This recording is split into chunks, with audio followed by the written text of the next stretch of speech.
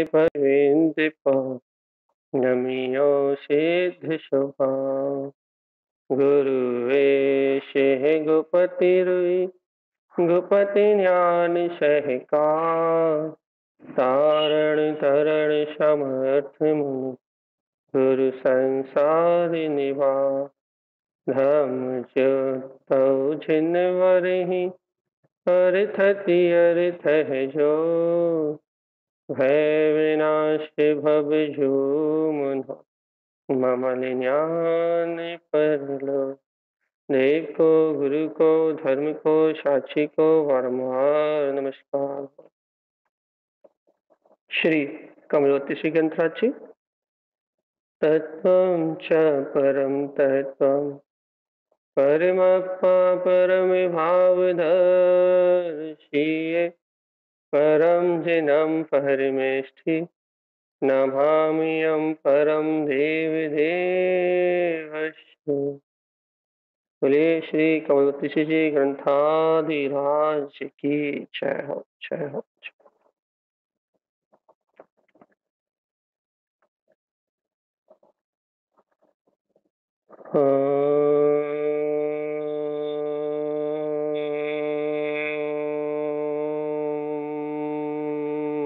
नमः सिद्धं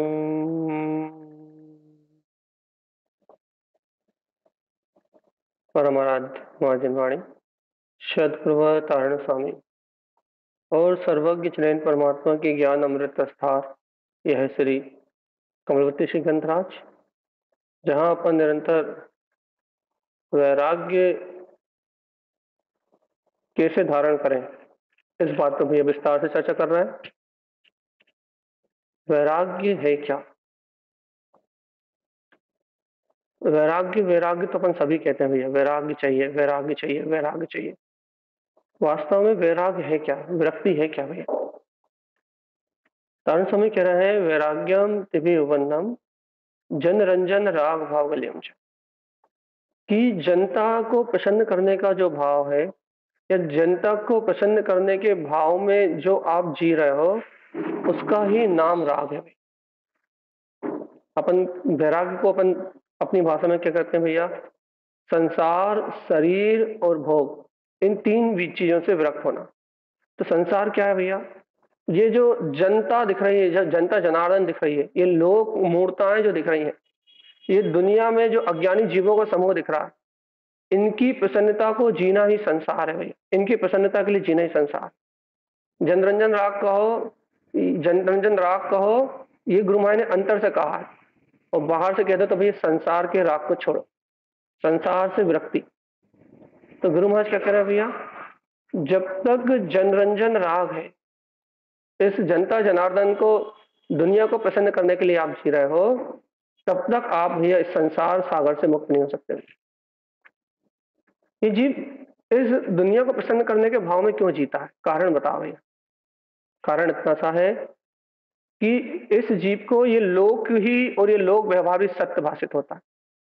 ये इसके बिना अपने जीवन की कल्पना नहीं कर सकता। ये समाज, ये संप्रदाय, ये माता पिता, ये पुत्र, ये कुटुंब, ये कबीला, ये सारा जितना भी आपको दिखाई दे रहा है, जितना भी झमेला आपको दिखाई दे रहा है बाहर में, समाज संप्रदाय से लेके पूरा, किसी का म्यूट खुला भैया, जितना भी आपको एक कुटुंब कबीला दिखाई दे रहा है, ये सारा का सारा जितना भी दिख रहा है आपको, ये सारा का सारा संसार ही है भाई। और जीव को इस सारे कुटुंब कबीले में, इस दुनिया में क्या सत्य भाषित हो रहा है भैया? क्या क्या सत्यता लग रही है कि इनके बिना अपना जीवन नहीं है। अच्छा बताओ, आप अपने परिवार के बिना अपना अस्तित्व महसूस करते हो? आप अपने लोगों को, जिनको आप प्रेम करते हो, जिनसे आप प्रीति करते हो, उनके बिना कभी अपनी कल्पना करते हो? जिस समाज में आप रहते हो, जिन संयोगों के बीच में आप रहते हो, क्या उनके बिना कभी आप अपनी कल्पना कर सकते हो कि भैया हमारा इतना बड़ा परिवार है, इसके बिना हम कैसे रहेंगे? या फिर हम इस समाज में रहते हैं, समाज के बिना कैसे रहेंगे? आप अपने मित्रों के बिना, अपने संयोगियों के बिना, क्या आप अपना एक समय का भी जीवन कल्पना में ला सकते हो ये? इनके बिना हमारा जीवन है कि नहीं? एक सेकंड के लिए भी कि ना कल्पना करने में भी डर लगता है भैया। क्यों डर लगता है भैया? क्योंकि अनादिकाल से जीव को ये संसार में जितना भी जनमानस है, जितने भी लोग हैं भैया, इन लोगों के आधार से ही मतलब इन जनता के राग में, मतलब इस दुनिया के राग में ये जीव जीवन जी रहा है। देखो भैया, राग एक ऐसा रस है जिसके बिना एक एक पल जीना भी मुश्किल है संसारी जीव के लिए। अपन क्या सोचते हैं भैया, राग अपन कब मानते हैं? जब किसी से बहुत ज्यादा ममत करो, जब किसी से बहुत ज्यादा मोह करो, या किसी के बहुत ज्यादा अपनत के परिणाम चल रहे हो, तो अपन समझते हैं भैया अब हमें राग चल रहा। भैया तो 24 घंटे 365 दिन घर पुत्र परिवार में, इनमें जो अपनेपन की जो क्या कहते हैं खबर बनी हुई ना कि ये सब मेरे हैं, ये सब पूरा राग ही तो है। आपको जनरंजन राग समझना है भैया? तो जनरंजन राग क्या है? कि ना पुत्र परिवार घर गृहस्थी, ये जितना भी लोग व्यवहार आपको दिख रहा है, ये सारा जनरंजन राग ही तो है। और है क्या बताओ? अच्छा, संसार क्या है? संसार क्या है? इन लोगों का समूह ही तो संसार है। ये जितने भी लोग दिख रहे हैं, ये जितने भी क्या बोलते हैं व्यक्ति दिख रहे हैं, यही तो संसार है। गुरु महाराज कह रहा भैया, जनरंजन राग भाव गलियम च, इनके राग भाव को गला भगवान जी। अब अपने को ये बात समझ में नहीं आएगी। क्यों नहीं आएगी भैया? क्योंकि अपन राग मानते हैं काहे को राग मानते हैं अपन? जब अपने को कोई परेशानी हो तब राग मानते हैं भैया। जैसे कि देखो, कोई मर जाए, किसी का विरह हो जाए, तो अपने को समझ में आता है कि अरे कितना राग है।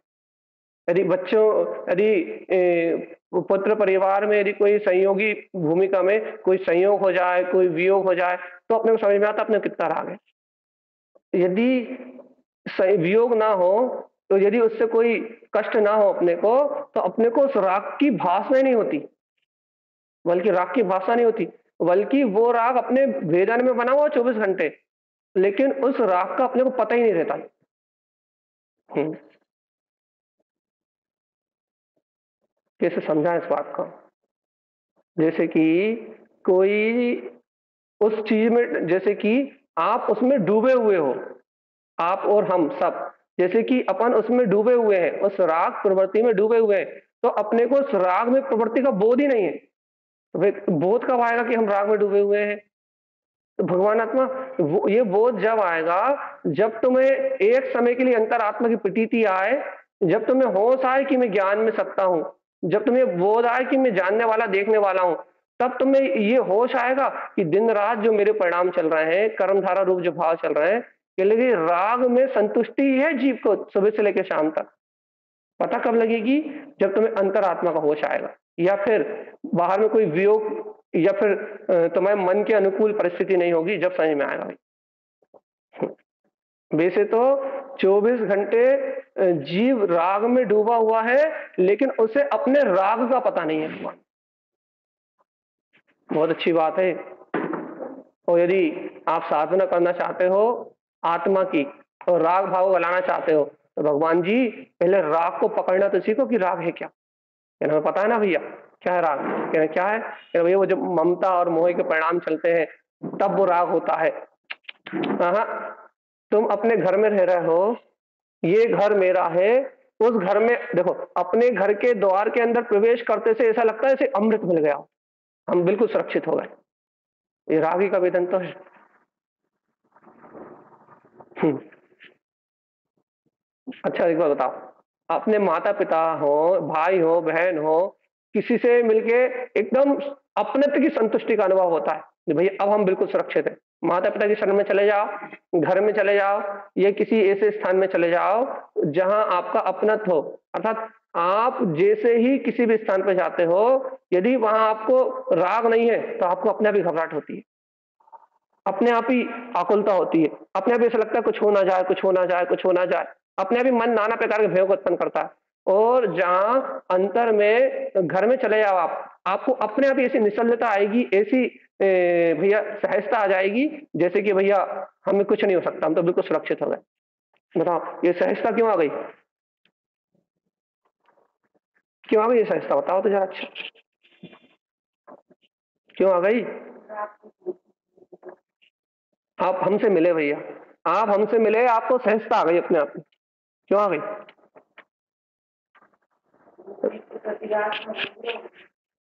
अपना जो राग है वो राग आपको पकड़ में नहीं आता।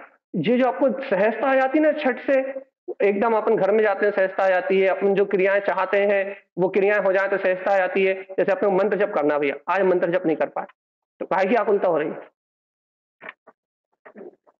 काहे की आकुलता हो रही है? तो मंत्र जप में डूब थोड़ी रहा हो, मंत्र जप में तुम लीन थोड़ी ना हो रहा हो, तुम्हारा लक्ष्य भी आत्मा का नहीं है, लेकिन तुम आज मंत्र जप नहीं कर पाए तो तुम्हें आकुलता काहे की हो रही है?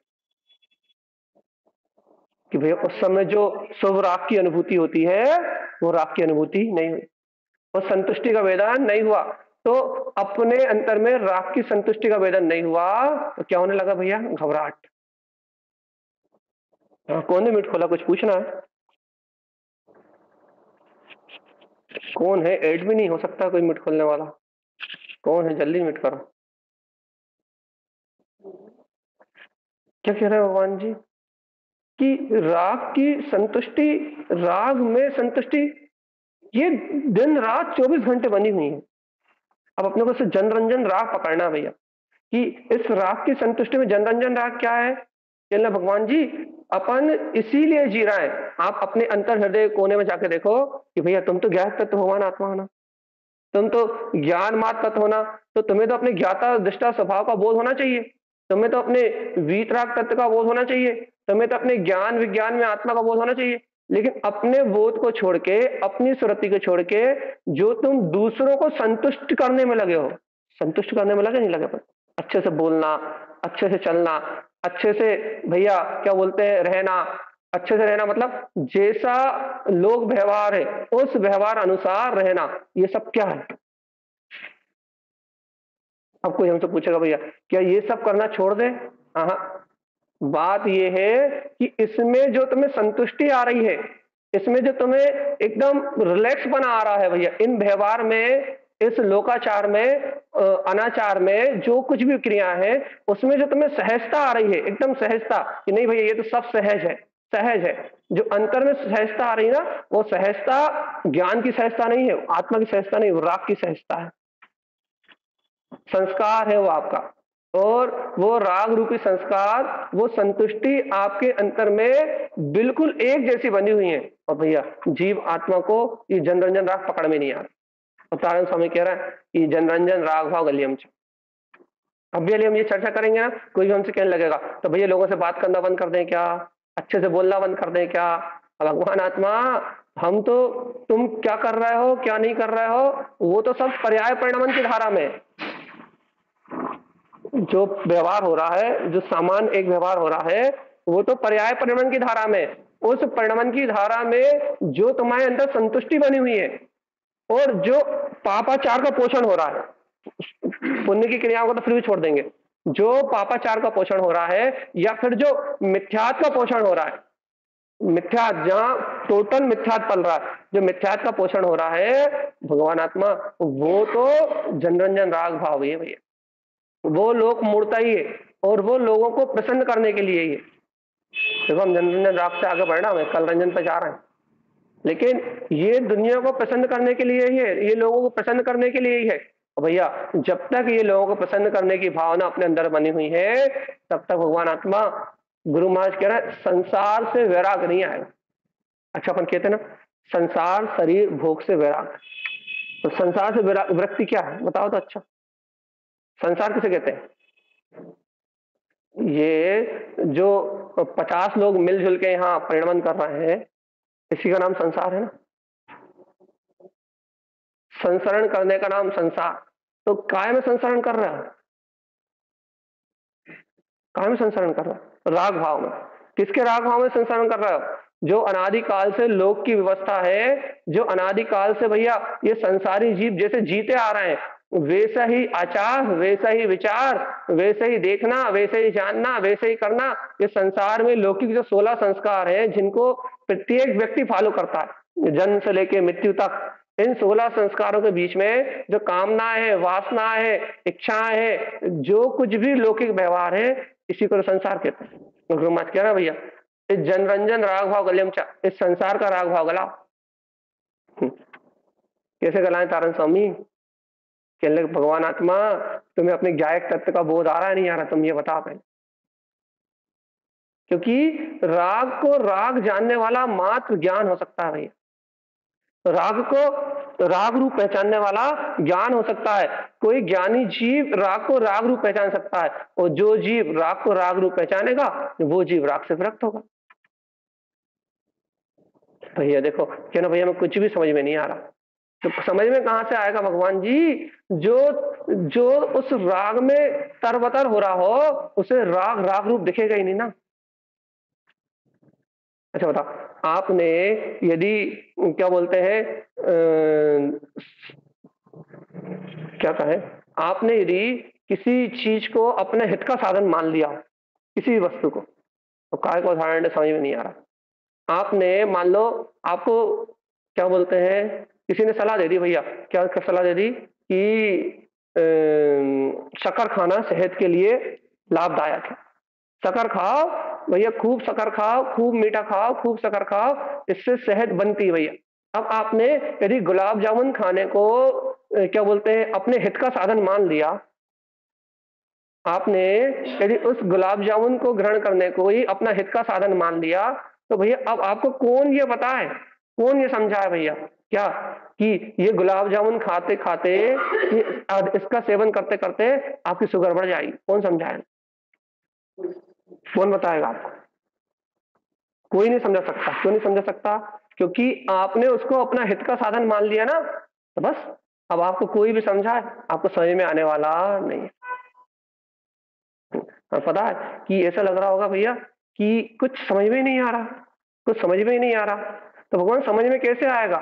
पहले तुम अपने बोध को जगाओ तो कि मैं ज्ञान में आत्मा हूं, तब ज्ञान से राग भिन्न दिखाई देगा, तब समझ में आएगा भैया कि दिन रात हम काय के लिए जीते हैं, दूसरों के लिए नहीं जीते। इन दूसरों से जो अपने राग की संतुष्टि होती है उसके लिए जीते हैं भैया। ऐसा नहीं कि देखो अपन कहते हैं ना स्वार्थ का संसार, ये पूरा संसार स्वार्थ का भैया। अपन क्या कहते हैं, हम माता के लिए जीते हैं, हम पिता के लिए जीते हैं, हम परिवार के लिए जीते हैं, हम समाज के लिए जीते हैं, हम ये पूरी दुनिया के लिए जीते हैं। भगवान जी ये हम इनके लिए नहीं जीते, इन सब से, इन जनता से, इन सभी लोगों से अपने को जो राग की संतुष्टि होती है प्रतिपल, इसके लिए जीते हैं अपन। और यदि इनमें राग की संतुष्टि का एक समय के लिए भी अभाव हो तो फिर देखो जीवन ऐसा हो जाता है जैसे किसी ने प्राण निकाल लिया। बताओ, यदि कोई अपना प्रिय यदि चला जाए, इष्ट का वियोग हो जाए, तो फिर क्या होता है? यदि कोई अपने से अच्छे से ना बोले तो फिर क्या होता है? कोई यदि अपनी और अच्छे से ना देखे, अपने से अच्छे से बात नहीं करे तो क्या होता है? तो हम दुनिया के लिए नहीं जीते, हम दुनिया के लिए नहीं कमाते, हम दुनिया के लिए सारी व्यवस्थाएं नहीं बनाते भैया। तो फिर हम किस लिए बनाते हैं? हमारे राग की पूर्ति में कमी ना आए, हमारे राग की पूर्ति में कमी ना आए, हमारे इंद्रिय विषयों के राग की पूर्ति में थोड़ी भी कमी ना रह जाए, इसलिए अपना जीवन चल रहा है भैया। तो आप मानो या मत मानो, अब पहले कोई म्यूट खोल के कह देगा भैया हम तो गायक तत्व भगवान आत्मा है, हम तो ज्ञान में है, हमें तो आत्मा का स्मरण है, हमें तो आत्मा की प्रतीति है, हमें तो आत्मा का बोध है। भैया कितनी देर के लिए, कितनी देर के लिए भैया अभ्यास कर रहे हैं, भेद ज्ञान कर रहे हैं, तत्व निर्णय कर रहे हैं, तो कहना भाई इसी को बढ़ाने की चर्चा तो चल रही है। कारण से हम यही तो कह रहे हैं कि आप अपने अंतर में जागृति लाओ, आप अपने अंतर में अंतर स्वभाव की जागृति लाओ और ये स्मरण करो क्या कि मैं गायक तत्व भगवान आत्मा हूं, तो फिर तुम्हें राग की धारा पकड़ में आएगी भैया। ज्ञान धारा अलग और राग धारा अलग, और नहीं तो भगवान आत्मा राग का ही पोषण करते करते जीवन खत्म हो जाएगा, दुनिया को प्रसन्न करने के भाव में ही जीवन चला जाएगा। और भगवान जी ये वैराग्य नाम की कोई चीज अनुभव में नहीं आएगी, क्योंकि वैराग्य राग का उल्टा है। राग पर की ओर लेके जाता है, राग बहिर्मुख उपयोग को लेके जाता है, राग संयोग में संतुष्टि कराता है, संयोगी भाव में संतुष्टि कराता है, लेकिन वैराग्य बिल्कुल विपरीत है। वैराग्य क्या भैया? संयोगी भाव से विपरीत और बहिर्मुख परिणति से विपरीत सीधा अंतरोन्मुख ले आता है भैया। वैराग्य ज्ञान में शक्ति का बोध कराता है, ज्ञान आत्मज्ञान की शक्ति का बोध कराने वाला है वैराग्य, और राग ज्ञान का नाश करने वाला है। दोनों उल्टे हैं भगवान। देखो देखो, हम आपको एक अच्छे से बता रहे हैं। दिन रात में आत्मा उपयोग में होना भैया, उपयोग में होना, चेतन में उपयोग होना, जानने देखने वाला होना, उपयोग ही मेरा लक्षण है ना। आत्मा उपयोग लक्षण में है ना भैया, उपयोग ही इसका लक्षण है ना। एक बार बताओ भैया, ये उपयोग लक्षण वाला जीव, तुम जीव आत्मा हो, चेतन लक्षण में उपयोग वाले आत्मा हो, तो एक बार बताओ, दिन रात वेदन काय का चल रहा है, अनुभव काय का हो रहा है, बताओ तो जरा, चलिए बताओ। उपयोग है ना, आत्मा उपयोग लक्षण वाला है ना। चेतना लक्षणो धम्मो, चेतनता आत्मा का लक्षण है। अब ये उपयोग लक्षण वाले जीव को सुबह से लेकर शाम तक वेदन काय का है, जल्दी बताओ, बोलो जल्दी, बोल दिया मन से, काय का वेदन है, कौन सी अनुभूति में डूबा हुआ है, बताओ जल्दी।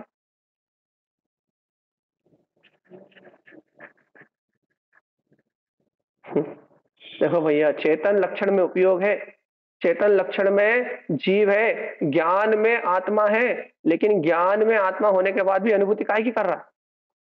क्या कौन है, तुम बताएं, ज्ञान को ढाक के रखा हुआ है? ज्ञानावर्णी कर्म है भैया।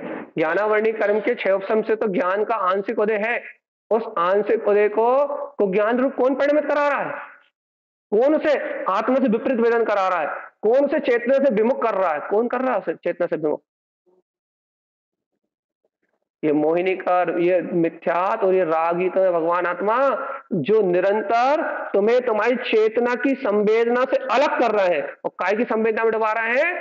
शरीर, इंद्री, विषय, भोग, इनकी संवेदनाओं में डुबा रहे हैं।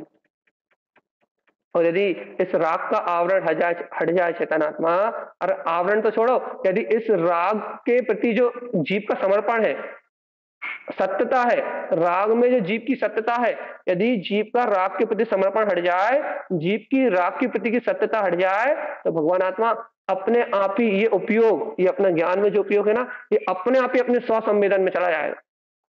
मैं ज्ञान मात्र हूं, ऐसी सहज भाषना आ जाएगी अंतर में, मैं तो ज्ञान हूं। लेकिन भैया, राग की तीव्रता होने से, राग की संतुष्टि होने से, या राग का पक्ष होने से, पाक्षिक राग का, अज्ञानता का पक्ष होने के कारण से, मिथ्या मानताओं का पक्ष होने के कारण से, इस जीव को अपने ज्ञान की संवेदना ना होके, मैं आत्मा हूं ऐसी संवेदना ना होके, काय की संवेदना बनी हुई भैया? शरीर की, भौतिक संयोगों की और विषय वासनाओं। जी भाई जी, कहिए।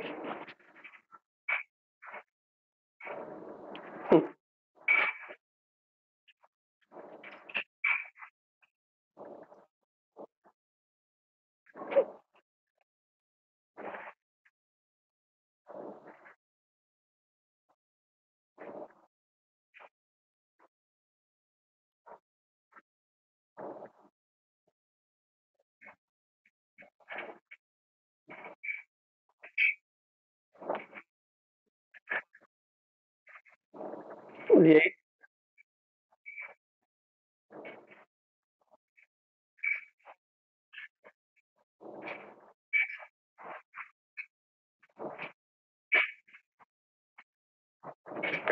भाई जी, बात तो बिल्कुल सही है कि 99% समय यदि अपन निकाले भाव की अपेक्षा से, अभिप्राय की अपेक्षा से नहीं, भाव की अपेक्षा से, याद रखना, अभिप्राय भाव में बहुत अंतर है। 99% अपन अपना समय निकाले तो भाव की अपेक्षा से निकाले तो वो राग देश में व्यतीत हो रहा है, 99% भैया। अभिप्राय की अपेक्षा से नहीं कह रहा है, भाव की अपेक्षा से अपना जो परिणमन चल रहा है वो 99% पूरा का पूरा राग में चल रहा है, और वो भी शुभ राग में बहुत कम, अशुभ राग में ज्यादा चल रहा है। शुभ राग में तो थोड़ी बहुत देर परिणमित होता है जीव, लेकिन अशुभ राग में अत्यधिक चल रहा है भगवान जी। इसी का नाम तो पंचम काल है। यही तो पंचम काल, वो भी हुंडा उपसर्पणिक पंचम काल। भगवान जी ये जो हुंडा उपसर्पणिक पंचम काल की ये व्यवस्था है, यही तो है कि अपना अधिकतर परिणमन कहाँ में चल रहा है भैया? अशुभ राग में चल रहा है। अब यही तो बता रहे हैं भगवान आत्मा जी, इसके बीच में अपने को अपने गायक स्वभाव की जो सुध आती है, तो कितनी देर के लिए आती है? एक समय के लिए आए, एक समय पकड़ में नहीं आता, थोड़ी देर के लिए आए, 5 मिनट के लिए आए, 10 मिनट के लिए आए, तो जितनी देर के लिए अपने को अपने आत्मा की सूरत आती है कि मैं गायक तक तो भगवान आत्मा हूं भैया, उतनी देर, बस उतनी देर, सिर्फ उतनी देर अपन अपनी चेतना को छुपाते हैं, बस उतनी देर के लिए। और सुनो भैया, भाव से स्पर्श सिर्फ उतनी देर के लिए होता है, तो बोलो निकल जाए, भाव से स्पर्श सिर्फ उतनी देर के लिए होता है। लेकिन भगवान आत्मा सुनो, अभिप्राय से सुनो अच्छे से, अपने जीवन में अपने श्रद्धान के कारण अभिप्राय से कि मैं वो वीतराग सत्य ध्रुव चेतना ही हूं, अभिप्राय से उस परिणमन में जागृति, अभिप्राय से उस परिणमन में जागृति प्रतिपल रह सकती, प्रतिपल जागृति, वेदन नहीं होगा। अच्छे से समझो इस बात को। हाँ ढोलक निकल जान दो जरा अच्छे। क्या कह रहा है? अपने को अच्छे सुनो, जिस समय स्मरण आता है कि मैं ज्ञान मात्र हूं, गायक मात्र सत्ता हूं, ज्ञान मात्र मेरा स्वभाव है, उतनी समय तो ज्ञान के भाव वेदन होता है, आत्मा का भाव वेदन होता है, भाव शक्ति में अनुभव होता है। लेकिन भैया सुनो, लेकिन जो पापाचार चल रहा है, जो पापाचार की प्रवृत्ति चल रही है, या घर गृहस्थी के जो काम कर चल रहे हैं, उनमें भी यदि आपके अभिप्राय में दिन रात अभ्यास के कारण से, स्वभाव के अभ्यास के कारण से, आपके अभिप्राय में जो स्वभाव को प्राप्त करने का जो लक्ष्य है, मैं गायक तत्व भगवान आत्मा हूं, इस सत्य को ग्रहण करने का जो लक्ष्य है, इस अभिप्राय के कारण से जागृति 24 घंटे रह सकती है, निरंतर अंतर में वो जागृति निरंतर रह सकती है भैया। क्या कि ये परिणमन जो चल रहा है ये पर्याय की धारा है, और मैं जो जान रहा हूं वो ज्ञान मात्र। इस अभिप्राय को पकड़ लो भगवान आत्मा, बस बेहोशी ना आए, क्योंकि मूर्छा का नाम परिग्रह है भैया। और सुनो तो भगवान जी, सम्यक्त को सुनो, हम स्वच्छंद नहीं बना रहे, यदि आपके पास सम्यक्त है तो सम्यक्त को शुभ आश्रय का कारण सहज ही कहा है। यदि आपके अभिप्राय में आपके वीतराग तत्व का लक्ष्य है, आपके अभिप्राय में आपकी अंतरात्मा का लक्ष्य है, और आप होते हुए परिणमन में जागृत हो, तो आपसे अनाचार नहीं हो सकता,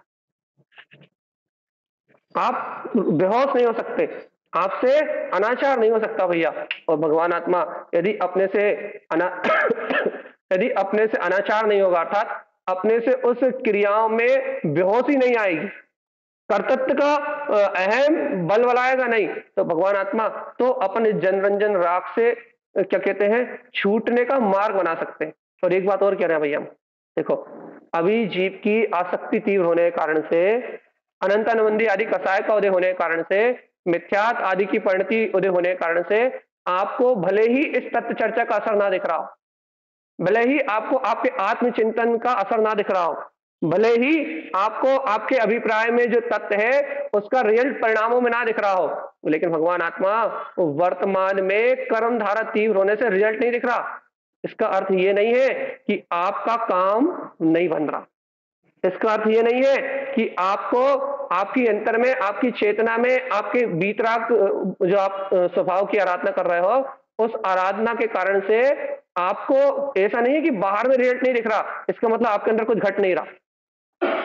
भगवान जी वर्तमान में कर्म की धारा तीव्र होने के कारण से घटता हुआ दिख नहीं रहा, लेकिन अंतर में शक्ति जैसी की तैसी विद्यमान है, वो जैसी की तैसी जागृति हो रही है। इस बात की बिल्कुल चिंता करना छोड़ो भगवान आत्मा, क्या कि हमें परिणमन में कुछ दिखाई नहीं दे रहा, भाव में कुछ दिखाई नहीं दे रहा, आप तो इस बात की चिंता करो कि आपका लक्ष्य कितना दृढ़ है। बस देखो हम कल रंजन राग पे जा रहे हैं, बस ये विषय यहीं छोड़ के क्या कह रहे हैं, आपको आपको ये बात का बोध हो, इस बात का भान हो भैया, क्या कि आपकी अभ्यास की धारा में कितनी निरंतरता है, बस आप कितना अभ्यास कर पा रहे हैं।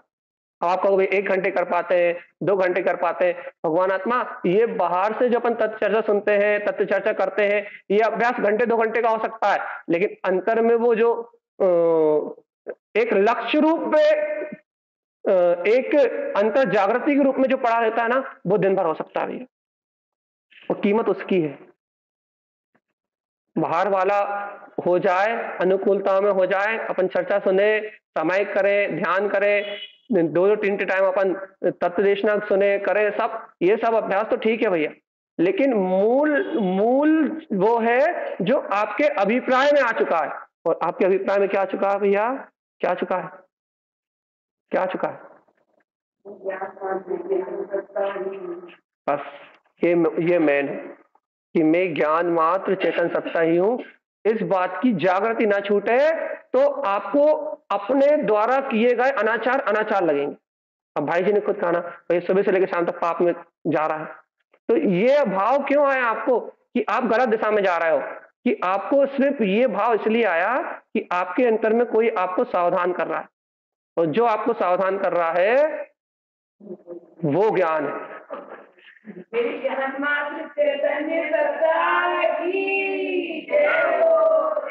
जो आपको जगा रहा है, जो आपको उठा रहा है कि आप गलत रास्ते पे जा रहे हो, आपके अंदर में ताकत ना होने से आप उसकी मान नहीं पा रहे कि उसके साथ चल जाओ, लेकिन भैया वो आपको उठा रहा है, आपको जगा रहा है, आपको होश में ला रहा है, तो वो आपके अंदर में उत्पन्न हुआ आपका ज्ञान ही है, जो आपसे कह रहा है कि ये रास्ता अपना नहीं है, ये रास्ता अपना है।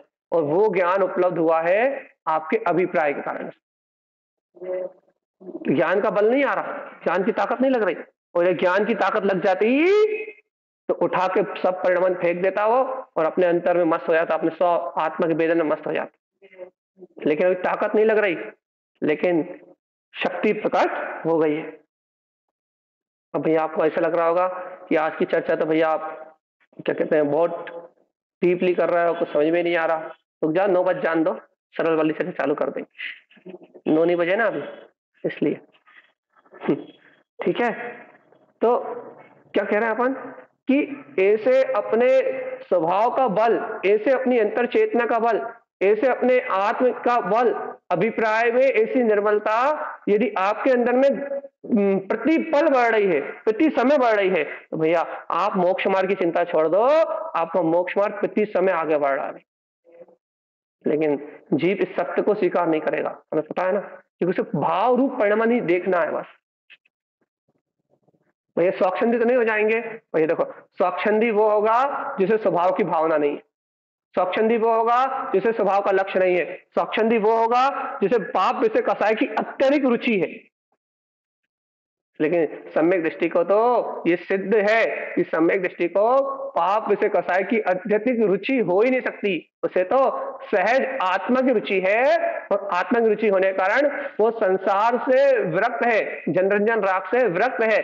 लेकिन भाई परिणमन तो चल रहा है ना भैया उसका, भगवान जी परिणमन चल रहा है, वो कर्म की धारा में है भैया, वहां रुचि नहीं है। और भैया रुचि हो जाए तो भैया फिर वो सम्यक दृष्टि नहीं है, ये बात याद रखना। यदि रुचि हो जाए तो फिर वो सम्यक्ति नहीं है। यदि वहां सत्यता भाषित होने लगे तो वो सम्यक्ति नहीं है। यदि वहां मूर्छा में चला जाए तो फिर वो सम्यक्ति नहीं है। सम्यक्ति का ये लक्षण है भैया क्या, कि परिणमन चल रहा है लेकिन उसे उसकी रुचि नहीं है। बस अपने को जब भी मापो तो अपनी रुचि से मापना भैया,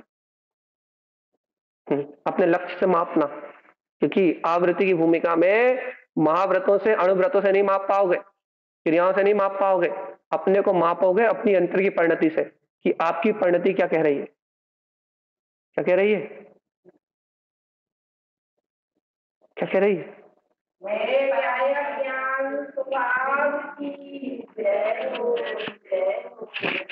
चलो भाई अपने 9 बज गए, अब अपन चलते कल रंजन पे जो अपन ने चालू करा था, सरल विषय। लेकिन भगवान जी जनरंजन की जो अपन ने चर्चा कर ली, यदि आपके चित्त में बैठ गई तो ही साधक हो। इस भूमिका में यही पुरुषार्थ हो पा रहा है बस। इस भूमिका में परिणामों की इतनी संभाल नहीं हो पा रही, ना परिणमन की संभाल हो पा रही। तो इस भूमिका में क्यों नहीं हो पा रहे भैया? क्योंकि कर्म धाराएं जीव ऐसी लेके आया है जो निकृष्ट है। सभी जीवों को शुभ संस्कार नहीं है, सभी जीवों को शुभ संस्कार नहीं है। अशुभ संस्कार वाले जीव इस पंचम काल में आए हैं भैया। इक्का दुक्का दो चार लाखों में से नहीं, करोड़ों में से दो चार जीव मिल जाए जिनमें शुभ संस्कार हो तो बहुत बड़ी बात। लेकिन इस पंचम काल में जो जीव आए हैं 99% अशुभ संस्कार को लेके आए हैं और ऊपर से मिथ्या दृष्टि ही आए हैं। तो इनका परिणाम कैसे चलेगा भैया? ये मिथ्या दृष्टि है, अशुभ संस्कार को लेके आए हैं, तो इन सब जीवों का परिणाम, अपन सब जीवों का परिणाम, सबका पाप आचार में अर्थात अज्ञान धारा में इनका परिणाम चलना ही है। चारों तरफ अज्ञान की ही धारा बह नहीं है भैया। अब इसमें से कोई बिरला जीव जो वीतराग वाणी को ग्रहण कर ले, सत्य का श्रद्धान कर ले, जिनेन्द्र भगवान की वाणी को अंगीकार कर ले, कोई बिरला जीव इस सत्य को अंतर्बोध में ले आए भैया, उसका काम बन सकता है। बस वो काम बनेगा अंतर हृदय से, जिनेन्द्र भगवान की वाणी को स्वीकार करने से, अंतर का पुरुषार्थ जगाने से। तो भैया राग को राग जान के कम से कम कह तो दो क्या ये दिशा गलत है और हमें जाना कहीं और है।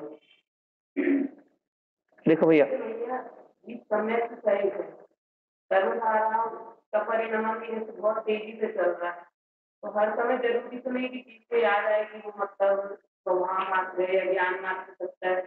चलो थोड़ी गुणस्थान की चर्चा कर ले अभी। देखो मान लो जीव को सम्यक दृष्टि है भी, अच्छे सुनना, मान लो जीव सम्यक दृष्टि है, सम्यक दर्शन को प्रकट कर चुका है, मतलब आत्म अनुभूति को प्रकट कर चुका है, व्यवहार में सच्चे देव गुरु धर्म का श्रद्धानी है और क्या कहते हैं अपने अंतर की अनुभूति से संपन्न भी हो चुका है, सब कुछ हो गया उसके पास। लेकिन भगवान आत्मा यदि उसकी कर्म धारा में अनंत अनुबंधी कसाई की प्रकृति का उदय आने का काल ही, तो क्या करोगे अब आप? सम्यक मिथ्यात्व की प्रकृति आने का काल ही, तो क्या करोगे आप? मिथ्यात्व नाम कर्म की प्रकृति का उदय ही पड़ा हुआ है, उदय में आने का काल ही, तो क्या करोगे आप? उदय में आएगा। अब जो उदयाधीन परिणाम आएंगे, जो उदयाधीन परिणाम चलेंगे, वो उदयाधीन परिणाम चलेंगे तो भैया उसका परिणाम तो उल्टा सीधा हो गई। तो भैया क्या करें? इन कर्मधाराओं को क्या करें? भैया अंतर विशुद्धि बढ़ाने का उपाय करो और कुछ मत करो।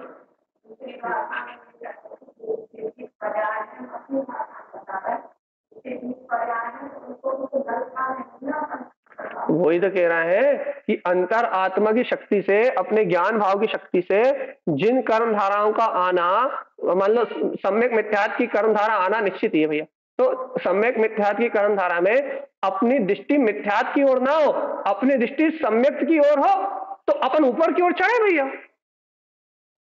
अपन तो अपना काम बनाओ भैया। अपना काम कैसे बनाए? कि अपना काम यह है कि परिणाम में परिणति में कुछ भी आएगा वो जो धारा में है वो ही आएगा, लेकिन अपने को धारा का पक्ष ना हो, अपन उस धारा में खोए ना। और यदि भैया यदि सम्यक मिथ्यात्व की धारा में रत रहा है, अपने अंतर का पुरुषार्थ नहीं जाना, तो अंतर मुहूर्त के लिए वो ज्यादा रहेगी। उसके बाद नियम से मिथ्यात्व में चले जाओ, मिथ्यात्व में चले जाओ। एक जीव मिथ्यात्व में जाएगा, क्यों? क्योंकि उसका मिथ्यात्व कर्म का उदय आया, और एक जीव मिथ्यात्व में जाएगा क्यों? क्योंकि वो अपने पुरुषार्थ को नहीं कर रहा। देखो अच्छा, हम कितनी अच्छी चर्चा कर रहे हैं। मान लो अभ्याली मिथ्यात्व कर्म की प्रवृत्ति आए और हमारे परिणामों में क्या करे भैया? विचलितता लाए, और अभ्याली हमें ऐसा मन में भाव आने लगे, अभ्याली ऐसा भाव आने लगे, अरे हाँ बहुत हो गया तत्व चर्चा, बहुत सुन ली जिनेन्द्र भगवान की बात, बहुत कर ली भगवान की वाणी की चर्चा, सब बकवास है, सब उल्टा सीधा है। अभ्याली ऐसे भाव चलने लगे हमें, अभ्याली परिणाम बदल जाए, बताओ क्या होगा? अंतर आत्मा से, अच्छे सुनो, हम अपने उदाहरण दे रहे हैं अच्छे से। क्या कह रहा है? अभ्याली इतनी अच्छी भगवान की वाणी कह रहे हैं, दिन रात वस्तु स्वरूप को कह रहे हैं, 24 घंटे आपको यही सुना रहा है कि भगवान के वचन ही सत्य है, ध्रुव है, प्रमाण है। और अभ्याली हमारी भाव परिणति अश्रद्धान में हो, और अभ्याली हमारे मन से ये बात आने लगे, यार बहुत सुन ली, बहुत चर्चा कर ली, कुछ नहीं होता प्रवचन करने बनने से, सब भगवान की बात सब झूठी है, भगवान क्या बताएंगे, सब भाड़ में जान दो के अंदर। क्या हो गया? अभ्याली मिथ्यात्व का उदय आ गया, मिथ्यात्व का उदय आ गया, मिथ्यात्व परिणाम का उदय आ गया। अब यदि इस मिथ्यात्व की भावना में हम बेहोश हो जाए, यदि हमें बिल्कुल ये अपना अपराधी समझ में ना आए, हमें अपना बिल्कुल अपराधी जानने में ना आए, भगवान जी क्या हो रहा है, परिणाम क्यों चल रहा है, अचानक ये परिणाम क्यों आ गए, अचानक ये आसक्ति क्यों आ गई, अचानक ये विपरीत भावनाएं क्यों आने लगी, तो अब अपने आप ही अपने को समझ में आ गया भैया क्या कि हम अचानक ही उल्टे क्यों बहने लगे। समझ में आ गया ना कि अचानक उल्टे क्यों जान लगे हम, तो पता लग गया भैया क्या जागृत थे, आत्मा के बोध में थे, तत्व के भान में थे, जागृति थी, तो पता लग गया क्या, पता लग गया तुरंत, तो ये धारा उल्टी आ गई, परिणाम की धारा उल्टी आ गई है, परिणति की धारा उल्टी आ गई है। अब यदि हम प्रमाद में खो जाएं, आत्मस्मरण ना करें, यदि पुरुषार्थ को ना जगाएं, वापस अभ्यास ना करें, फिर चर्चा ना करें, फिर स्वाध्याय ना करें, फिर सामायिक ना करें, तो क्या होगा, तो मिथ्यात्व की राह अटल रह जाएगी। जो परिणाम आया उस परिणाम में बह जाएंगे, उस अज्ञान धारा में बह जाएंगे, और उस अज्ञान धारा में बह के जहां वो धारा ले जाएगी वहां चले जाएंगे, अपने पुरुषार्थ को खो देगा जी। और सम्यक दृष्टि हो चुका है, आर्ध पुद्गल परिवर्तन मोक्ष जाएगा, वो तो बात की बात है, लेकिन वर्तमान में उसका काम तो चला गया, भाव भ्रमण तो बढ़ गया, जितने काल अंतराय डाला उतने समय ज्ञान अंतर तो आ गया, और जितना अंतराय आया उतना संसार तो बन गया। किसी को सम्यक का छूटना बोलते हैं भैया, कर्म प्रकृति का उदय आया और आपका सम्यक छूट गया, बस इतना ही तो है। और अपन निरंतर अभ्यास ही क्यों कर रहे हैं भगवान जी, इसलिए तो अभ्यास कर रहे हैं कि जो सत्ता स्वीकार हुई है वो कर्मों के आवरण के कारण बार बार मलिन होती है, कहीं कसाय के आवरण से आवरण आता है, कहीं मोहिनी कर्म की कोई सी प्रकृति उदय में आती तो आवरण आता है, तो क्या होता है भैया, इन प्रकृतियों का आवरण बार बार आता है, क्यों, क्योंकि सत्ता में पड़ी हुई है। अब इन इच्छाओं का, वासनाओं का, कर्म प्रकृतियों का बार बार आवरण आता है, तो अपना काम क्या भैया, इन कर्मों का में उदय में आना, आवरण रूप भाव प्रकट होते हैं, और अपना काम है इन्हें उखाड़ के फेंकना, निरावरण स्वभाव का पोषण करना। कि अपन तो भैया ध्रुव वीतराग तत्व भगवान आत्मा है, तो ये सारा परिणमन अपने से बिल्कुल भिन्न है। शाम को गुणस्थान पढ़ाने का सिर्फ इतना ही लक्ष्य है, बस इतना इसलिए पढ़ा रहे हैं सिर्फ इतने घंटों तक, क्यों, क्योंकि अपने को ये बोध आए क्या कि आवरण कर्म उदय की पर्याय है, मेरे जीव का लक्ष्य अपने स्वभाव का है, तो वो इन सब पर्यायों से अलग है भैया, सबसे रहित है, सब अज्ञान पर्याय से रहित है। इतने बोध के लिए इतना अपन पढ़ा रहे हैं भैया, इतना पढ़ रहे हैं, और नहीं तो काहे के लिए पढ़ रहे हैं बताओ, सिर्फ इसीलिए पढ़ रहे हैं क्या, ये पर्याय धारा अलग है, परिणमन की धारा अलग है, और मैं जीव चेतन तत्व बिल्कुल अलग, इतने के लिए तो पढ़ रहे हैं बस।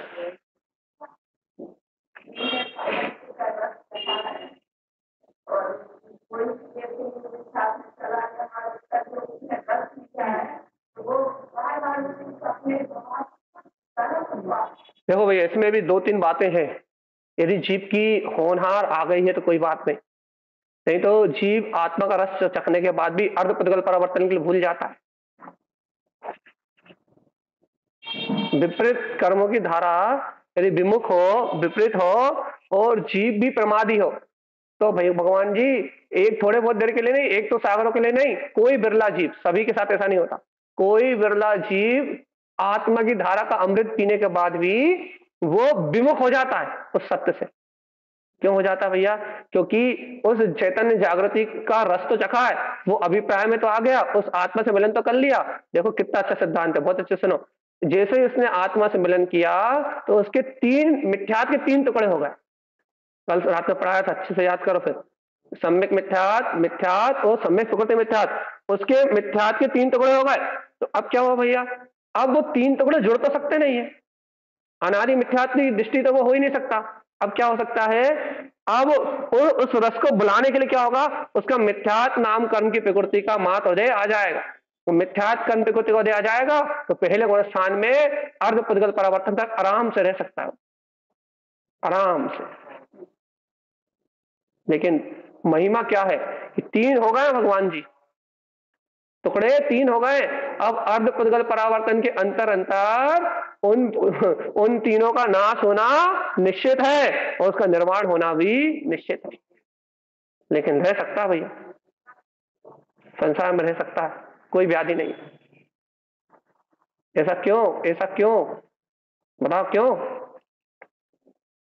बताओ जल्दी, क्यों?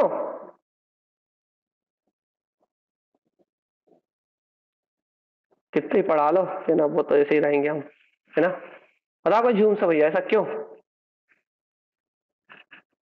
चलिए बताओ, कल रंजन में चले अपन से जल्दी।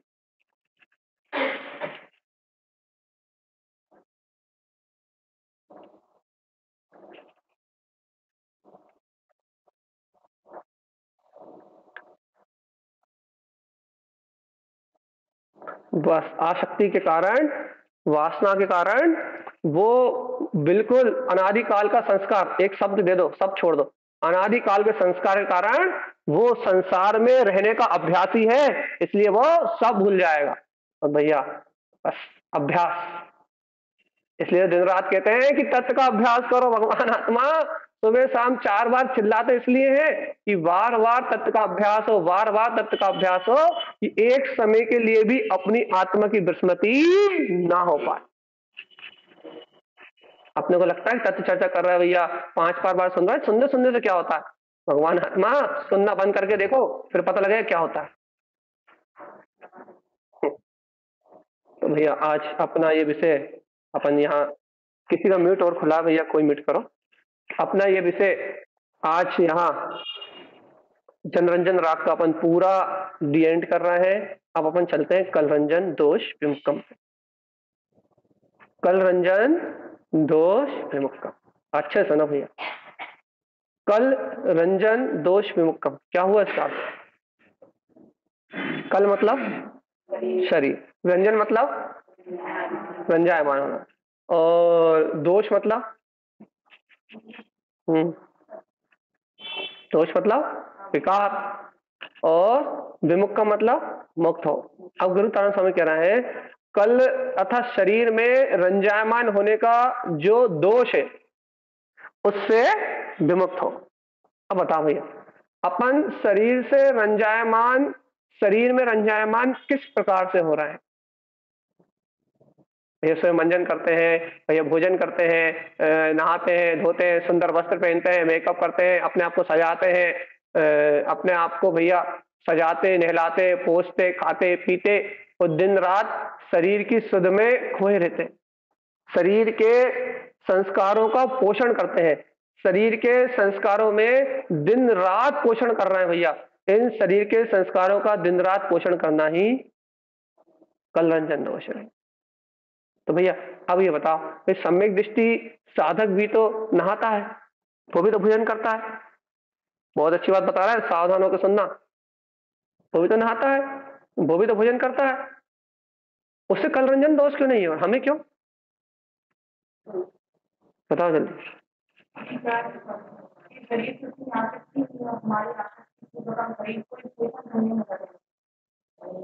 जवाब तो सही है लेकिन भाषा सही नहीं है, बताओ जल्दी।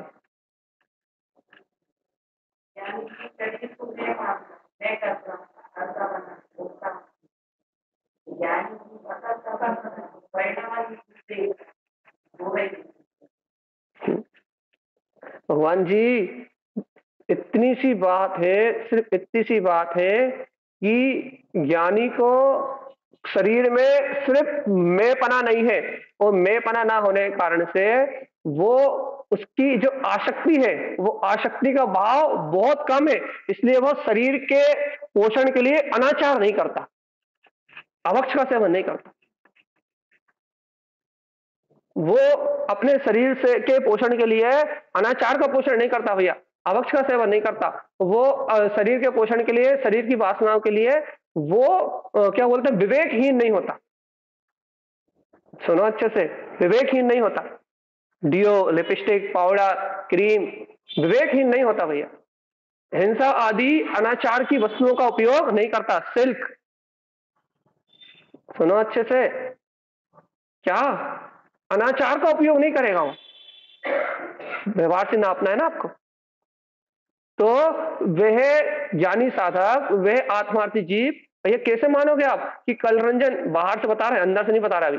कलरंजन दोष विमुक्त कब, ये कलरंजन दोष में हम डूबे आप कैसे मानोगे, या हम उससे विमुक्त कैसे मानेंगे, व्यवहार से बाहर से कैसे मानोगे आप।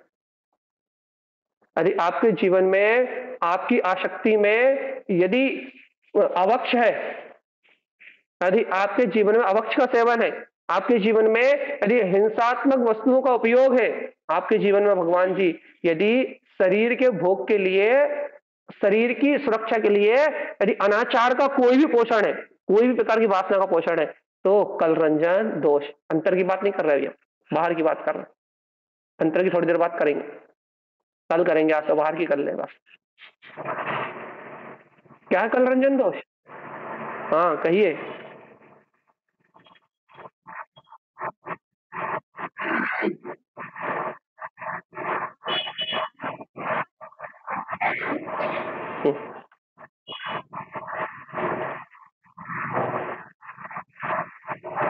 हमने कहा, बिल्कुल सही कह रहे हो आप, हमने कहा ना आज हम अंदर की बात नहीं कर रहे, हम बाहर की बात कर रहे हैं। आज हम सिर्फ बाहर की बात कर रहे हैं, अंदर की नहीं कर रहे। नहीं तो अंदर ही करेंगे तो हम एक बात बोल के पूरा कर देंगे कि उसका मैंपना उन क्रियाओं में नहीं होता, और उसका मैंपना अपनी ध्रुव चेतना में होने के कारण से वो करता कुछ नहीं है, उसका परिणमन होता है। इतने में पूरी बात खत्म, कलरंजन दो छूट गया। ये जो चार शब्द बोले ना कि ज्ञानी का मैंपना अपने ध्रुव स्वभाव में होता है, तो फिर उसका शरीर का परिणमन होता है विवेक पूर्वक, सदाचार पूर्वक, सत्य के निर्णय पूर्वक, उसका परिणमन होता है आत्म जागृति पूर्वक। वो करता धरता तो कुछ है ही नहीं। इसलिए भैया वो कलरंजन दोष विमुख, वो कलरंजन के दोष से विमुख है। इतने में पूरी चर्चा खत्म। अब अपन बात कर रहे हैं कि हमारे जीवन में कलरंजन क्या है, हम किस प्रकार से कलरंजन का पोषण कर रहे हैं। तो आप जो ये अनाचार रूप वस्तुओं का उपयोग कर रहे हो, ये सूचक है भैया काय का कि आप शरीर में कितने लिप्त हो। आप जो, हाँ, जो आप शरीर को संस्कारित करने के लिए बिना विवेक के परिणमन कर रहे हो, बिना विवेक के। काय में हिंसा है, काय में अहिंसा है, क्या सात्विक है, क्या असात्विक है, क्या करने योग्य है, क्या करने योग्य नहीं है। आप ये जो कुछ भूल के, जो आप सत्य को भूल के, जो आप अनित्य रूप अनर्थ रूप क्रिया कर रहे हो, अनाचार रूप क्रिया कर रहे हो, इस अनाचार क्रिया का नाम है कलरंजन दोष। व्यवहार बिना विवेक के, बिना सावधानी के, शरीर को पोषित करने के लिए, शरीर को मात्र संस्कारित करने के लिए, ना भक्ष ना भक्ष, ना भैया हिंसा ना अहिंसा, ना विवेक ना विचार, ना सत्य ना असत्य, कोई निर्णय नहीं है भैया। बस शरीर ही सत्य है, शरीर का पोषण करना ही अपना एक लक्ष्य है, और चाहे वो अपने शरीर का हो या फिर किसी दूसरे के शरीर का। शरीर का पोषण, शरीर के भोग, शरीर की कामना शक्ति, इसकी पूर्ति करना, इसका नाम कलरंजन दोष। और भगवान जी 24 घंटे में से एक आध मिनट भी ऐसा नहीं है जब अपन इससे भिन्न अपने आप को भाषित कर रहे हैं, है क्या?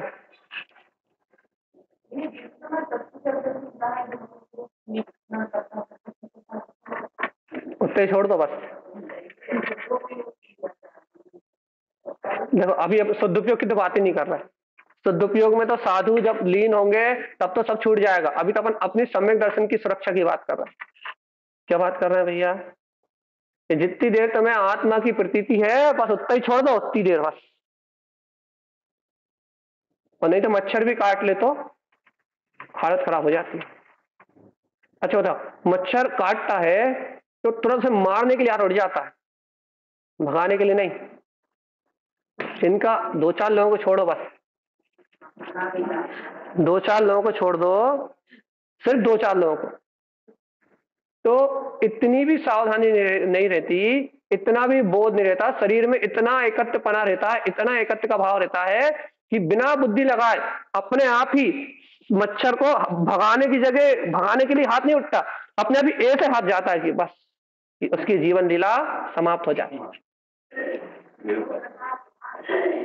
है ना? नहीं तो वो आप 2-4 लोगों को छोड़ दो, कहते ना 2-4 को छोड़ दो बस।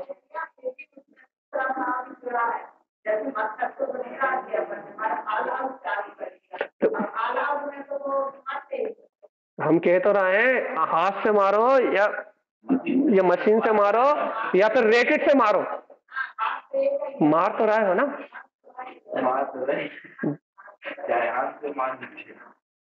हाथ से मारने वाला ज्यादा पूर्व परिणामी है, उसे कपोत लेस से आए, वही मशीन से मारने वाला भैया हम नहीं मार रहे, मर रहे हैं।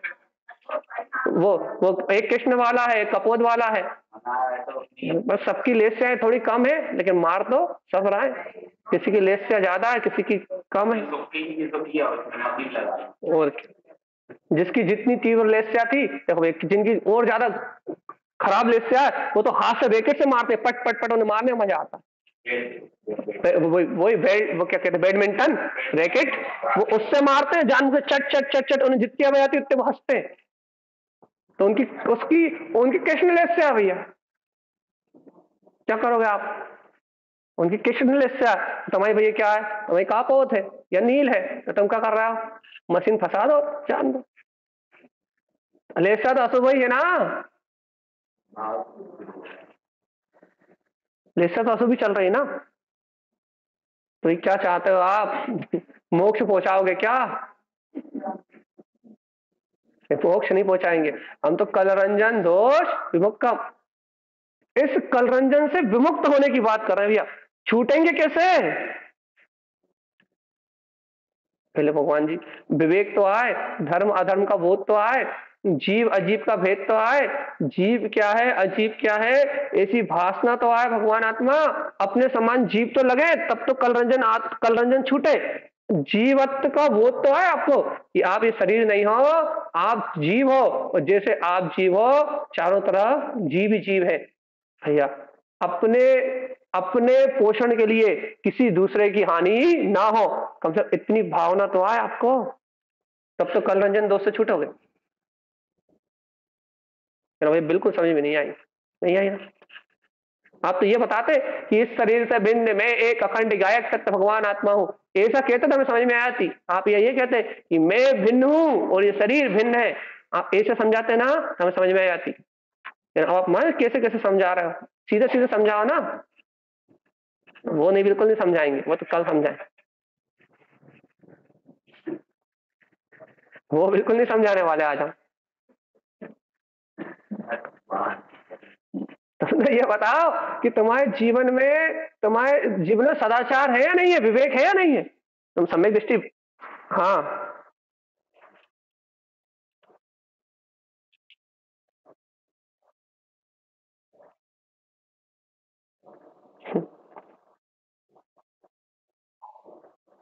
बढ़िया, बहुत अच्छा।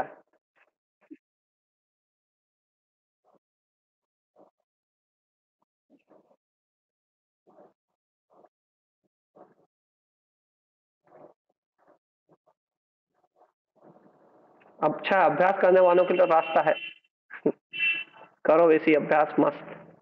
भगवान आत्मा भैया अच्छा था, बहुत तेज गर्मी लग रही तो फिर क्या होता है? फिर क्या होता है?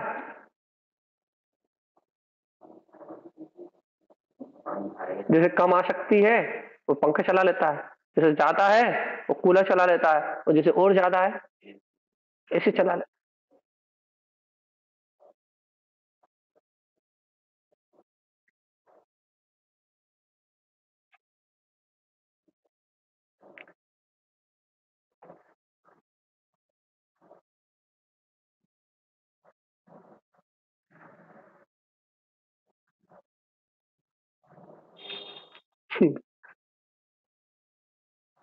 बढ़िया है सरदार जी, बढ़िया है, मस्त, ऐसे ही रहो आप तो, अपनी साधना करो।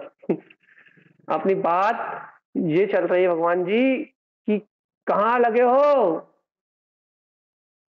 कल रंजन दोस्त को छोड़ने की बात कर रहे हो, वैरागी होने की बात कर रहे हो, संसार से छूटने की बात कर रहे हो, और शरीर से एकत्र छूट नहीं रहा, आसक्ति छूट नहीं रही, सदाचार जीवन में आ नहीं रहा, सत्य और असत्य का बोध जीवन में आ नहीं रहा, और कल रंजन छोड़ने की बात कर रहे हो। शरीर से ममत्व टूट नहीं रहा, अर्थात ममत्व छोड़ने की भावना तो बहुत दूर की, बल्कि ममत्व भाव से उसके पोषण कर रहा है, वो भी अनाचार से। सदाचार से करते तो कोई बात नहीं, भाई तुम सात्विक भोजन सूर्य अस्त के पहले 10 बार भी करते तो हम तुमसे कुछ नहीं कहते, लेकिन सूर्य अस्त के बाद यदि तुम 1 गिलास पानी भी पियोगे ना, तो फिर हम कलरंजन दोष कह देंगे। बात क्या चल रही है भगवान आत्मा, हम कह रहे हैं कि तुम्हारी इस शरीर से आसक्ति का भाव क्यों नहीं छूट रहा? इसलिए नहीं छूट रहा। क्यों नहीं छूट रहा? क्योंकि भगवान की वाणी में आया वो सत्य स्वीकार नहीं हो रहा ना, तभी तो कल रंजन दोष। कल रंजन, शरीर को रंजायमान करना, शरीर को रंजायमान करना भैया। अब makeup, lipstick, jeans, T shirt और आदि इन चीजों से रंजायमान करने वाले जीव तो है ही महामिथ्यादृष्टि, इनकी तो बात ही मत कर। यहाँ तो अपन लोग अच्छे लोग बैठे जो इन चीजों का उपयोग नहीं करते, है ना? अपने अच्छे लोग बैठे हैं ना, तो इन चीजों का उपयोग करते ही नहीं है। तो अपने लिए तो भैया यही है क्या कि जो अपन अनाचार का पोषण करना है, काय के लिए? शरीर के लिए, शरीर की सेवा के लिए, उससे हटना, उससे हटने की भावना तो हो कम से कम, अंतर में भाव तो आए कि भगवान जिन मत अवलंबी अवलंबन लेके भी, भगवान की वाणी का अवलंबन लेके भी हम अपने जीवन में कर क्या रहे हैं, कर क्या रहे हैं? कम से कम अपराध हो रहा है तो अपराध अपराध तो भाषित हो, अपराध को ये तो मत कहो भाई चलता है। हाँ भैया, मान लिया पंचम काल है, पंचम काल में क्या है भैया? पंचम काल में जीव को बार बार भूख लगेगी, ठीक है, कई बार लगेगी भैया। कितने बार लगेगी भैया? 4 बार, 6 बार। प्यास कितने बार लगेगी? 10 बार, 15 बार। दिन में पूर्ति कर लो जितनी करना। अब छठम काल होता तो भैया वहां तो धर्म है ही नहीं, वहां तो अग्नि है ही नहीं, वहां जीव को बारंबार लगेगी, वहां तो जीव भैया निरंतर भूख में ही चढ़ेगा, कहीं मिट्टी खाएगा, कहीं वनस्पति खाएगा, पकाने का तो कोई सवाल नहीं है, अवक्ष का सेवन 24 घंटे है, वहां तो शुद्ध करने का कोई काम ही नहीं है, धर्म की कोई ज्योति नहीं है, ज्ञान का कोई प्रकाश ही नहीं है, धर्म का पूरी तरह से ह्रास है, वहां कईयों बार भूख लगना है, निरंतर भूख लगना है, तो वहां क्या करेगा जीव? ना विवेक, ना विचार, जो मिलेगा खाते जाओ, खाते जाओ, खाते जाओ, खाते जाओ, बस मुंह चलना चाहिए, पेट भराने वाला नहीं। तो ये छठम काल की व्यवस्था है भैया, पंचम काल की थोड़ी था। पंचम काल क्या है भैया? बार बार, कई बार भूख लगेगी भैया। कितने बार लगेगी? 4 बार लगेगी। दिन में पेट भर लो ना, क्या दिक्कत है?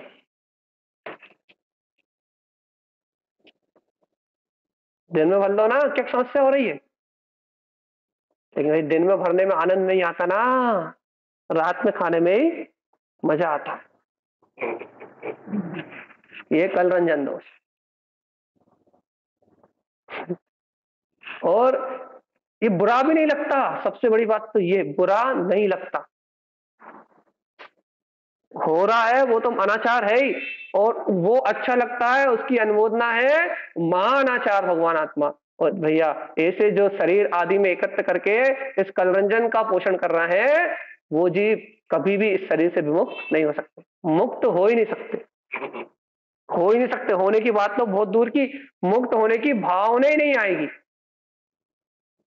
तो आपको ऐसा लग रहा होगा भैया आप तो निश्चय की चर्चा करो, उसी में आनंद आता है। कभी कभी तो सुनाते हैं हम ऐसी बातें, रोज रोज तो सुनाते नहीं। चलिए बताओ।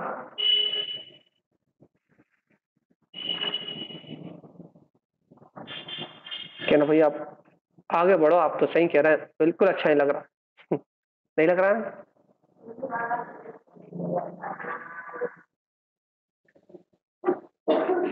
भगवान जी जो निश्चय लेके बैठा उसका व्यवहार शुद्ध है, याद रखना, क्योंकि जिसके अंतर निश्चय है उसका व्यवहार चूक नहीं हो सकती।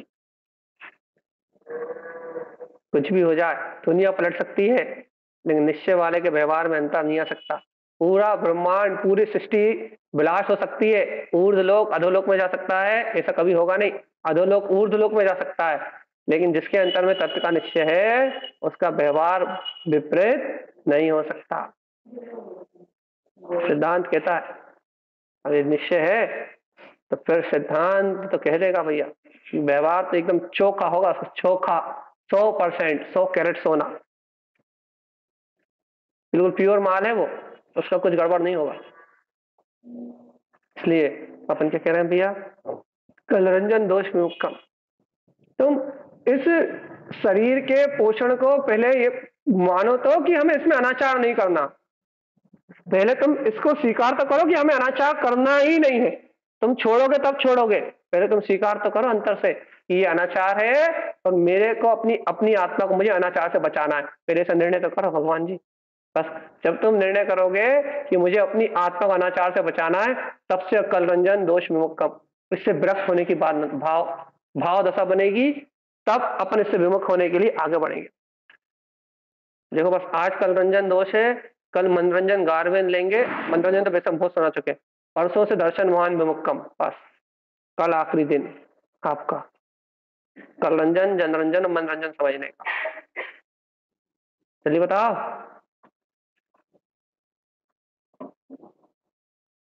तो स्वभाव की चर्चा चलती ना, ऐसा आनंद आता है लोगों को, ऐसी मस्ती आती है। बस भैया आप स्वभाव स्वभाव स्वभाव स्वभाव कहते रहो, और जहां थोड़ा सा व्यवहार डाला तो वहां ऐसे सन्नाटे होते हैं भैया, बस आप ये बात मत करो बस।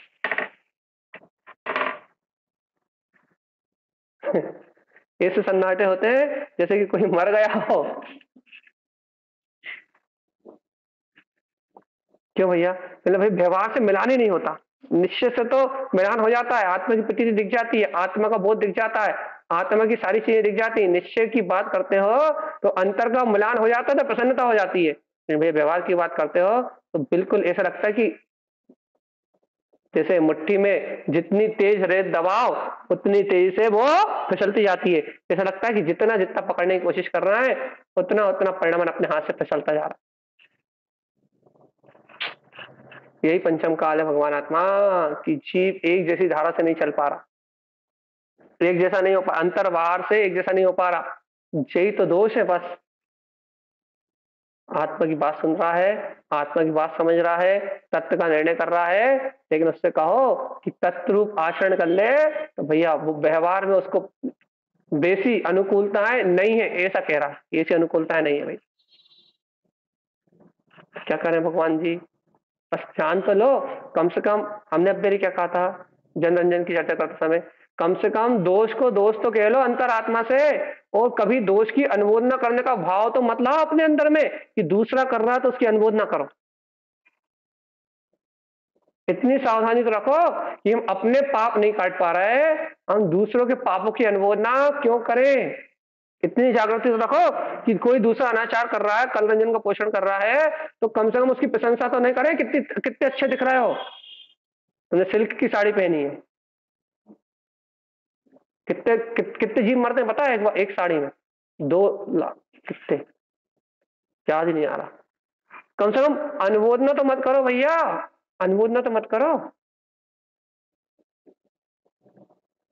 लेकिन ये सब बोध किसको होगा भैया? किसको होगा? किसको होगा ये बोध? जिसे भगवान की वाणी का निश्चय तो हो, जिसने वस्तु स्वभाव को स्वीकार तो किया हो, जिसने तत्व का निर्णय तो किया हो, उसको सब ये बोध होगा। तो भैया जिसने तत्व का निर्णय नहीं किया हो, जिसने वस्तु स्वभाव को स्वीकार ही नहीं किया हो, जो वीतराग धर्म अहिंसा और सात्विकता को, सदाचार को, विवेक को जानता ना हो, उसके लिए तो जो दुनिया कर रही है वही अपन कर रहे हैं, और जो इस संसार में हो रहा है वही सत्य है। भैया खाने में, पीने में, सोने में, जागने में, उठने में, बैठने में दिन रात शरीर के पोषण में डूबा रहेगा, और उसे ये बोध ही नहीं रहेगा। भाई क्या क्या क्या बोध नहीं रहेगा कि भाई ये शरीर ही अपना भाषित होगा, और इस शरीर से भिन्न आत्मा का बोध ही नहीं होगा। भाई पता ही लगेगा कि इस दया देवालय के अंतर में कोई परम शुद्ध निराकार चेतन ज्योति स्वरूप देव बैठा है। इस असुचि घिनौने शरीर के अंदर परम पवित्र वीतराग तत्व गायक तत्व भगवान आत्मा बैठा है, इसे उस चेतन शक्ति का बोध ही नहीं आए। इस घिनौने मलिन असुचि में शरीर से एकत्र होने के कारण परम शुद्ध वीतराग पदार्थ परमात्मा, तीनों लोकों का नाथ, उसका उसे भान ही नहीं होगा कि अरे भगवान जी देखो इस दहे के मध्य ही वो शुद्ध आत्म प्रदेशी गायक तत्व परमात्मा परमात्मा बैठा। ऐसे ज्ञान में, दर्शन में अपने निराकार तत्व का बोध ही नहीं होगा। किसको नहीं होगा बोध? जैसे इस कचरे के पिंड में, इस मलिन शरीर में एकत्व की भावना लेके बैठा जो, उसे अपने चैतन्य में परमात्मा तत्व का बोध होने वाला नहीं। जल्दी बता दो, जल्दी से, टाइम जल्दी छोड़ रहे हैं आज हम बेसिकली, जल्दी बता दो क्या। अच्छा बताओ, इस दुनिया की सबसे अशुचि में मलिन वस्तु कौन सी है, और इस त्रिलोक में सबसे पवित्र वस्तु कौन सी है? आत्मा। इस संपूर्ण ब्रह्मांड में सबसे पवित्र वस्तु, अनंत गुणों का धारी, अनंत चतुष्टय की शक्ति का स्वामी आत्मा सबसे पवित्र वस्तु, और इस त्रिलोक में सबसे मलिन पुद्गल का परिणाम, जो सबसे मलिन पुद्गल परिणाम है वो शरीर। मेरा नहीं, आप अब मेरा मत कहो।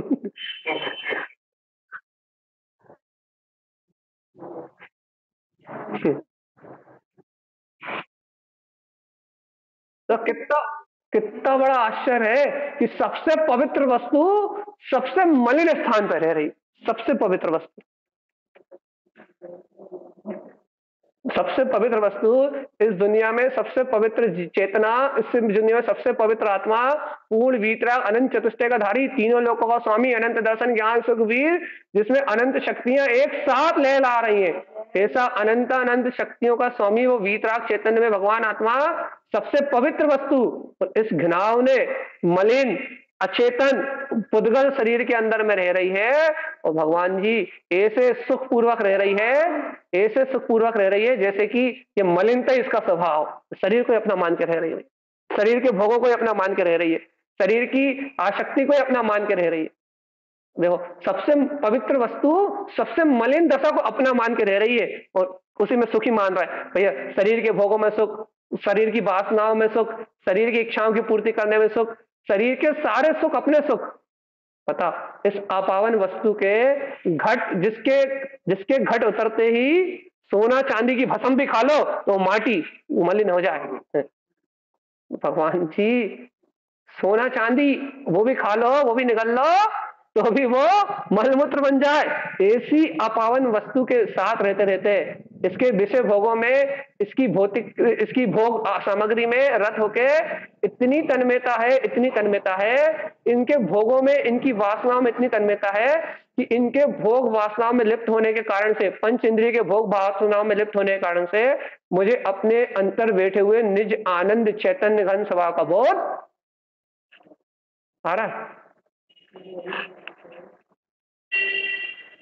इस अशुद्ध पर्याय के भोग में, इन पंच इंद्रिय विषयों के भोग में, इन कामना वासनाओं के भोग में, इस अपावन मलिन जो असूचि में शरीर है, इसकी भौतिक विषय वासनाओं में मैं इतना डूबा हूं, इतना डूबा हूं, इतना डूबा हूं कि इस अपावन असूचि में शरीर के भौतिक विषय वासनाओं में, जो भोग भी अपवित्री है, काम हो, विषय हो, वासना हो, जो भोग भी पापाचार रूप है, अनाचार रूप है, आत्मा का पतन करने वाले, इन भोगों में, इन विषय आसक्ति में, मन विषय आसक्ति में, इंद्रिय वासनाओं में मैं इस कदर से डूबा हूं कि मुझे अपनी शुद्धता का, अपनी पवित्रता का, अपने होने का बोध नहीं आ रहा भैया, कि मैं शुद्ध चिदानंद, शुद्ध आत्मा, शुद्ध चेतन प्रदेशी भगवान आत्मा, मैं गायक तत्व ही हूं। मुझे इस सत्य का बोध आ रहा है? नहीं आ रहा। दुनिया की सबसे गंदे स्थान पर रह रहा है ये आत्मा, सबसे गंदा स्थान है ये शरीर, और भगवान कितनी संतुष्टि, भगवान कितनी संतुष्टि कि ये अपवित्र, ये मलिन, ये गंदा स्थान अपना भाषित हो रहा है, इसके भोग अपने भाषित हो रहे हैं, इसकी सारी व्यवस्थाएं अपनी भाषित हो रही हैं, लेकिन भैया अपने अंतर में पवित्र पावन शुद्ध चेतना का बोध भान ही नहीं हो रहा। अब बताओ क्या कर ले अपन, क्या कर ले?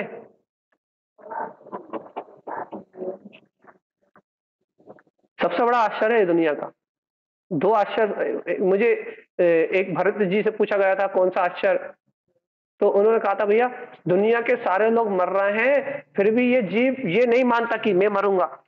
भरत से नहीं, किससे पूछा था? दुर्योधन, युधिष्ठिर से, भीम से। तो भैया सबसे बड़ा आश्चर्य ये बताया था कि ये दुनिया में सारे लोग अपने समय पे जा रहे हैं, सब मर रहे हैं, सबका जीवन अंत हो रहा है, सबके जीवन की लीला समाप्त हो रही है, उसके बाद भी इस जीव को ये बोध नहीं होता कि मेरे साथ भी एक दिन ये घटना घटती है। ये दुनिया का सबसे बड़ा आश्चर्य कि सामने देखते हुए भी ये स्वीकार ही नहीं होता कि ये सब छोड़ के मुझे भी जाना है। एक सबसे बड़ा आश्चर्य है।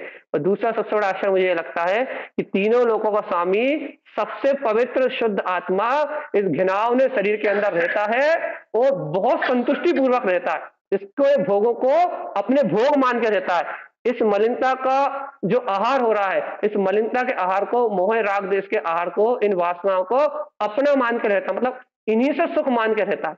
ये बहुत बड़े बड़े आश्चर्य हैं। यदि कोई रहने के लिए अच्छा स्थान भी होता, साफ सुथरा, तो भी कोई बात नहीं थी, लेकिन घिनौने शरीर में रहता है और अपना कितनी आसक्ति है भगवान आत्मा। तो तारण स्वामी क्या कह रहे हैं? कल रंजन दोष विमुक्त, इसे छूटना है। कैसे छूटेंगे?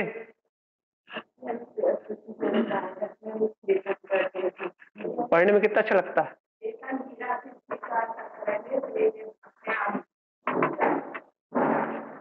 वही तो नहीं हो रही।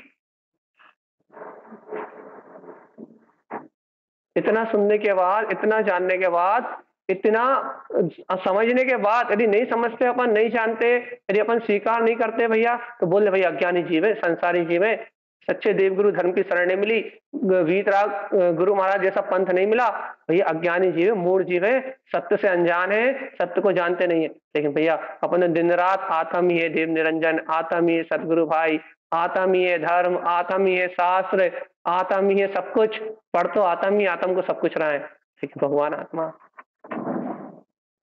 उस आत्म की शुद्ध, बस उसी को याद नहीं कर रहा है और बाकी पूरी दुनिया अपने स्मरण में जैसी की तैसी है। भगवान आत्मा अरे कल रंजन दोष विमुक्त, इस कल रंजन दोष से विमुक्त जब हो गए, जब तुम्हें अलग अलग भाषित तो हो ये पुद्गल अपवित्र अपावन पुद्गल है, और भैया जो अपने संयोग में है, देखो भैया सुनो कितना अच्छा सिद्धांत, तुम्हारे संयोग में आने वाला पुद्गल भी अशुद्ध और अपावन मलिन अवस्था में, कर्म उदय रूप अवस्था में आ रहा है। शुद्ध पुद्गल परमाणु को तो तुम छू भी नहीं सकते, दोनों दोनों विकार रूप परिणमित हो रहा है ना। कौन कौन? जीव और पुद्गल। तो इस शरीर के साथ जो पुद्गल की सबसे घिनौनी अवस्था है, सबसे मलिन अवस्था, वो शरीर के साथ परिणमित हो रही है। अरे तुम देव होते तो बेकृत शरीर कितना शुद्ध है भैया, वहां कोई मलिनता है ही नहीं।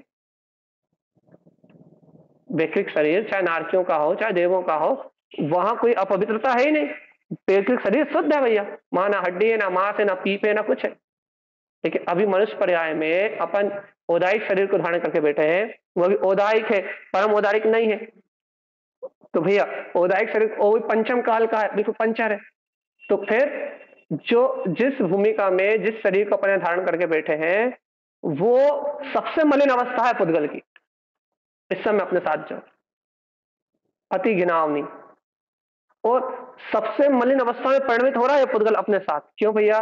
क्योंकि अपन ने कर्म ही ऐसे बांधे, उन कर्मों के कारण से ये पुद्गल अपने साथ अति घिनौने रूप परिणमित हो रहा है। लेकिन देखो फिर भी इस पुद्गल से अपना कितना अपना, अपन कहते हैं ना भाई हमें तो कोई राग नहीं है, हमें तो कोई मोह नहीं है, हम तो अपना मानते नहीं, अपने को इस पुद्गल से इतना अपनत्व कि इसके ऊपर मात्र एक चमड़ी चढ़ा दी गई, काले पीले कलर सफेद कलर की या भैया कोई से भी कलर की एक चमड़ी चढ़ा दी गई। उस एक चमड़ी चढ़ जाने के कारण से अपने को अंदर की पूरी मलिनता विस्मरण में चली गई, अपन भूल गए। जैसे कि कोई सड़ी हुई वस्तु हो, मान लो खराब खटारा टूटा हुआ मोबाइल हो, लेकिन उसके ऊपर कवर चढ़ा दो बिल्कुल नया, एकदम बिल्कुल झकाझक, बता मोबाइल में दम आ गई क्या? मोबाइल की क्वालिटी सुधर गई क्या?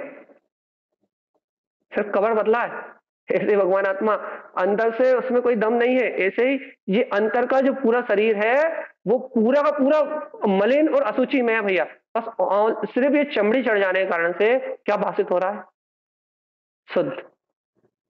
और शुद्ध फिर भी शुद्ध नहीं रह रहा, पसीना मल मूत्र दिन रात इससे बह रहा भैया। असुचि में सारी अपावन वस्तुएं, नौ द्वार से तो मल बह ही रहा है, लेकिन भैया पसीना आदि तो एक एक रोम से बह रहा है। रोग शोक तो एक एक रोम से निकल रहा है, रोग तो फूट रहा है ना, बुखार, सर्दी, गर्मी, भूख, प्यास, फुंसी, ये सब रोग फूट रहा नहीं फूट रहा? बताओ ये, इसके बाद भी क्या ये स्वीकार हो रहा है? तो भगवान आत्मा, ये कचरे का डब्बा है और इस कचरे के डिब्बे से भिन्न मैं गायक तत्व भगवान आत्मा बिल्कुल अलग हूं। मैं आत्मा शुद्ध हूं, मैं चैतन्य ज्योति में आत्मा एकदम शुद्ध हूं, मेरा और इसका अत्यंत अभाव है, मेरा इससे कोई संबंध नहीं भैया।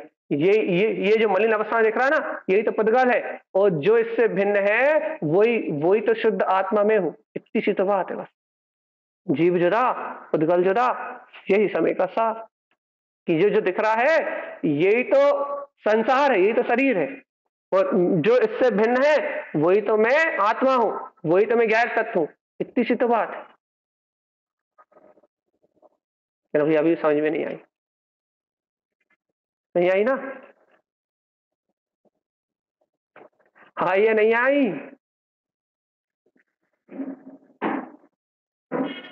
देखो भैया, इतना सुनते सुनते, इतना सुनते सुनते भैया, पत्थर पे भी पानी की बूंद पड़ती है ना तो वहां भी लकीर पड़ जाती है।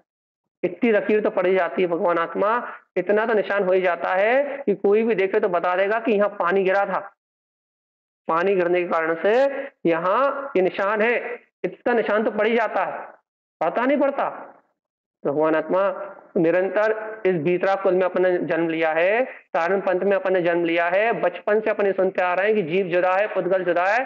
भगवान आत्मा कम से कम अपने हृदय में इतनी लकीर तो पड़ी जाए क्या? कितनी कितनी इतना निशान तो दिखने लगे कम से कम। कितना? हाँ भगवान जी, कम से कम भेद ज्ञान हो जाए, कम से कम भिन्नता भाषित होने लगे, कम से कम इतना तो दिखने लगे कि हाँ ये अलग है और मैं अलग हूं। इतनी स्मृति तो दिखने लगे अपने अंतर में। इससे ज्यादा की उम्मीद नहीं कर रहा है। हम नहीं उम्मीद कर रहे कि अपन साधु होंगे, हम ये उम्मीद नहीं कर रहे कि अपन महाव्रती होंगे, भैया घर छोड़ के चले जाएंगे। इतनी उम्मीद नहीं कर रहा है। कम से कम इतनी उम्मीद तो जग जाए भगवान आत्मा कि शरीर अलग है और आत्मा अलग है। इतना छोटा सा काम तो हो जाए क्या? नहीं, इतनी सी उम्मीद जग जाए, इतना सा श्रद्धान अपने अंदर में हो जाए तो सहज ही मुक्ति की प्राप्ति हो जाएगी।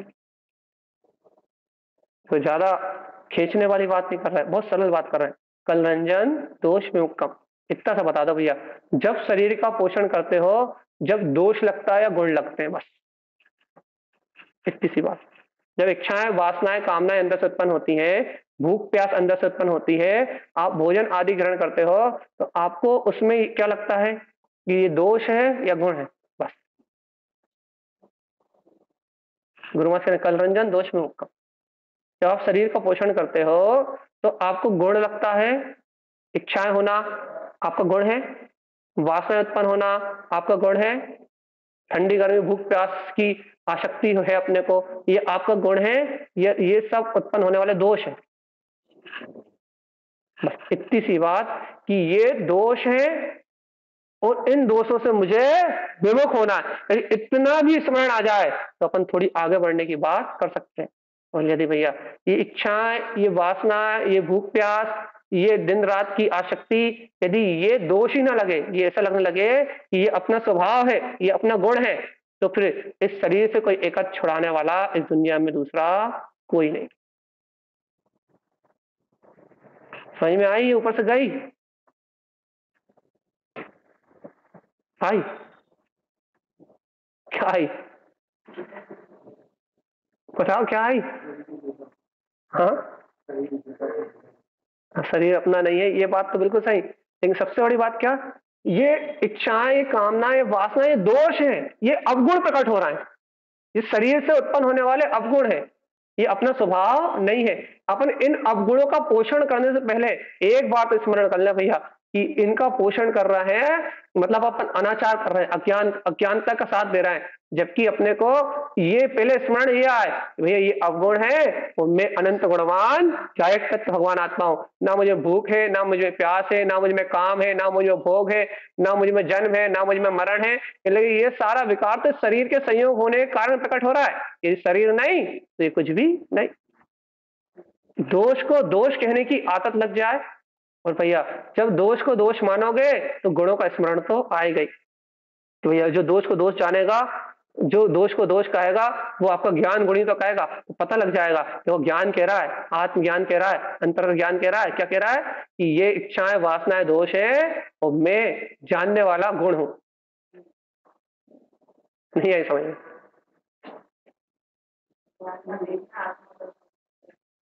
ये जो कह रहा है कि ये जो इच्छाएं हो रही हैं, वासनाएं हो रही हैं, कामनाएं हो रही हैं, पुण्य की वजह से पूरी हो रही है, पाप की वजह से पूरी नहीं हो रही, कि ना ये इच्छाएं वासनाएं कामनाएं हो रही हैं, जो इनकी पूर्ति हो रही है, ये सब पुण्य पाप का खेल है। और इस पुण्य पाप के खेल को जो जान रहा है वो जानन हा जना रहा है, वो जानने वाला मैं हूं। बस मैं हूं जानने वाला तो गुण, और जो इच्छाएं हो रही हैं वो अवगुण दोष। इतना ही भर याद आ जाए तो अपना मोक्ष का मार्ग बन जाए। कोई बहुत बड़ा काम नहीं है, सिर्फ जागने का नाम। देखो भैया, नींद से जागने का नहीं, सिर्फ अंतर से जागने का नाम मोक्ष है। और अपन मोहिनी कर्म में अज्ञान भाव में सो रहे हैं, इसका नाम कर्म है। हाँ बोलिए। जानने वाला जान रहा है,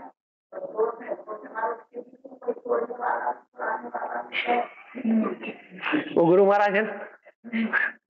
जानने वाला जान रहा है और भैया दोष करने वाला दोष कर रहा है, और गुरु महाराज दोनों के बीच में बैठ के कह रहे हैं कि तू जुदा है और तू जुदा है, जाग जा।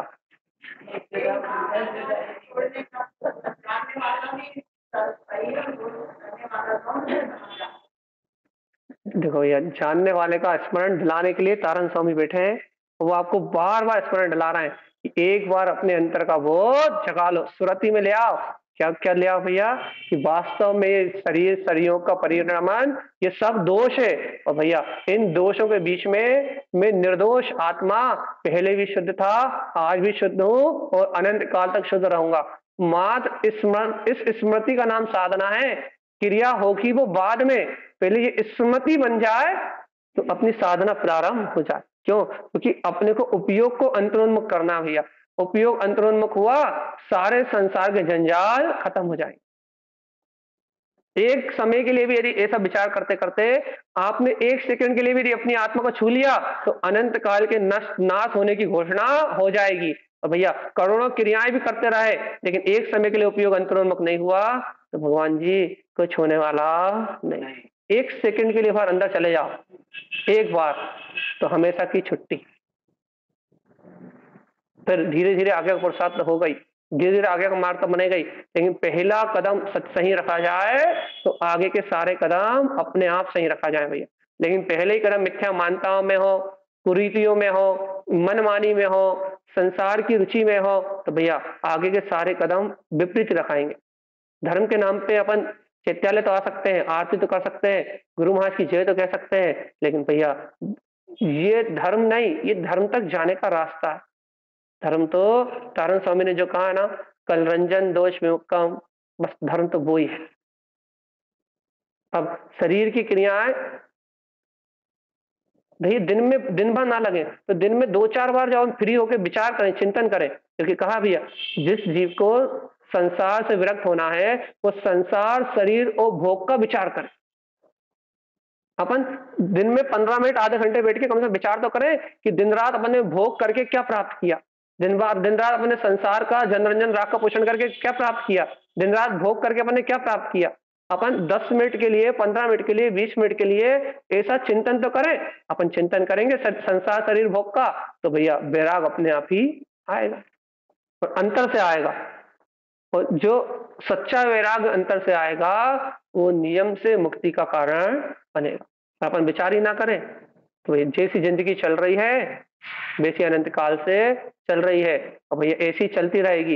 इस जिंदगी की जो क्या कहते हैं, इस संसारी जीव की जो जिंदगी है वो संसार में जन्म और मरण रूप है भैया, वो ऐसी की ऐसी चलती रहेगी, उसमें कोई बदलाव आने वाला नहीं। ज्ञानी की जिंदगी बदलती है। कैसे बदलती है भैया कि वो इन शरीर आदि, इन संयोग आदि से इनके बीच में रहते हुए भी भिन्नता कर लेता है, बस इसलिए उसकी जिंदगी बदल जाती। वो जीने वाले आत्म तत्व का अनुभव करके और भैया इस संसार की यात्रा से छूट जाता है। इतनी सी बात तारण स्वामी कलरंजन दोष विमुक्तम में कह रहा है। शरीर शरीर से उत्पन्न होने वाले दोष तुम नहीं, तुम्हारे नहीं, चाहे वो भूख हो, चाहे प्यास हो, चाहे वो इच्छा हो, चाहे वो कामना हो, चाहे वो वासना हो। शरीर से जो भी दोष उत्पन्न होता है, कुछ भी हो, वो ठंडी हो, गर्मी हो, कुछ भी हो, शरीर से जो भी दोष उत्पन्न होता है वो तुम्हारा नहीं है। बस तुम तो गायक सत्य भगवान आत्मा हो। इस सत्य को स्वीकार कर लो तो आनंद ही आनंद है। देखो आज कितने घंटे हो गए? 9:20, 8:20 से 10 बज गए। अब आज बहुत हुआ तो अपन इस बात को यहीं छोड़ना है भैया। इसी विषय को अपन कल फिर से उठाएंगे। क्या? कलरंजन दोष विमुक्तम। इस साधना को अपने जीवन में करेंगे भैया। शरीर जुदा है, अपन पढ़ते हैं मैं इस शरीर आदि से भिन्न,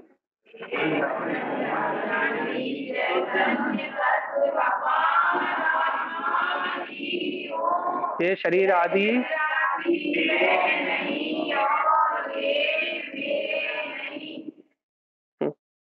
भगवान आत्मा एक एक समय का परिणाम पढ़ा अच्छे से। एक एक समय का परिणाम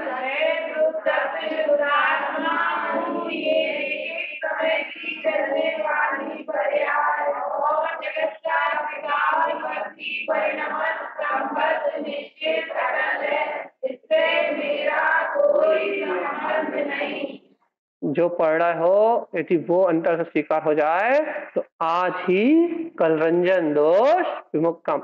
यही भैया सदगुरुदेव की देशना है, अपने लिए मोक्ष का मार्ग है। बोलिए आचार्य सदगुरु संत तारण जी महाराज जय नमोस्तु। मेरे चेतन मेरे आत्मा एक तू ही है सच्चा साथी, जाय के आत्म मेरा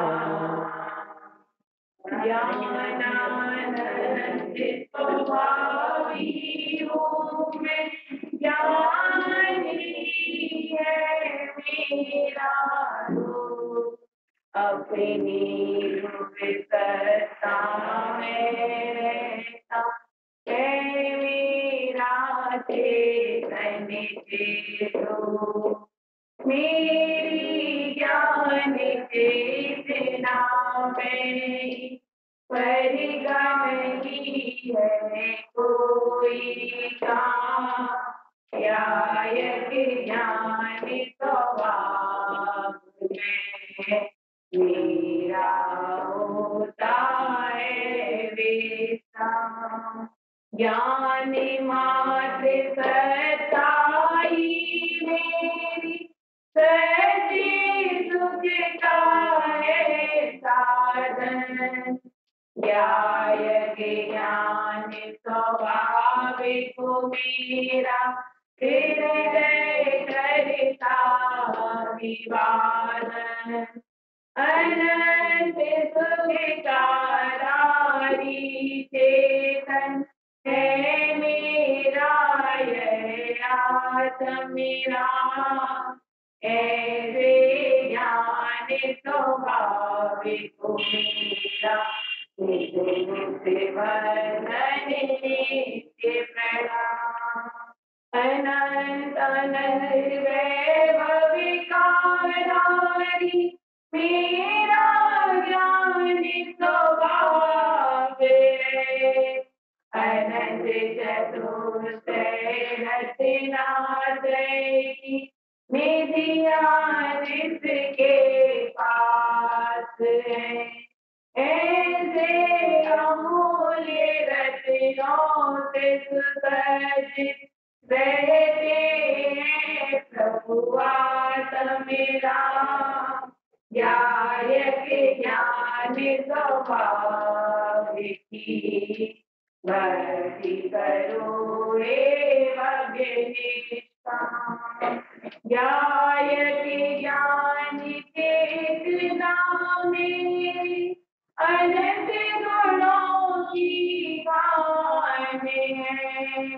मेरी प्रदीप्ति में हर पल भर रहते आस मेरा है।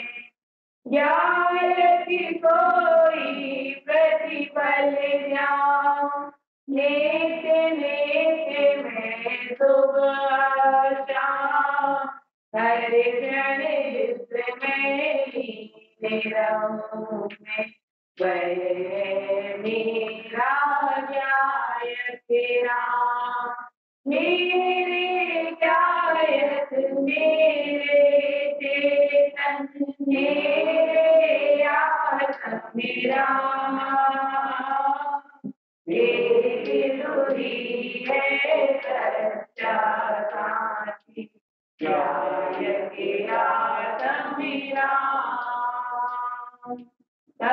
तुम चनन्ने आनंद नंद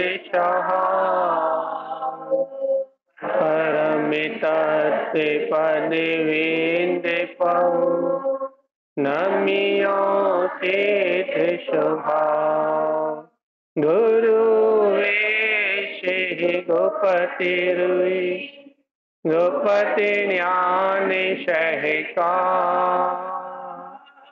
तारण धरण समर्थ मुनि गुरु संसार निवास धम्म जो जिन वरहि अर्थ अर्थ है जो